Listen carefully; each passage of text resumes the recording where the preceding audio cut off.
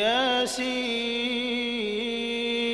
والقرآن الحكيم إنك لمن المرسلين على صراط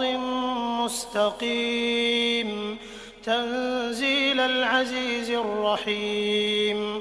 لتنذر قوما ما أنذر آباؤهم فهم غافلون لقد حق القول على أكثرهم فهم لا يؤمنون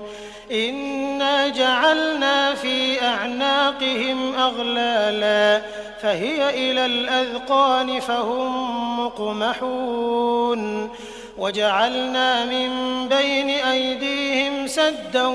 ومن خلفهم سدا فأغشيناهم فهم لا يبصرون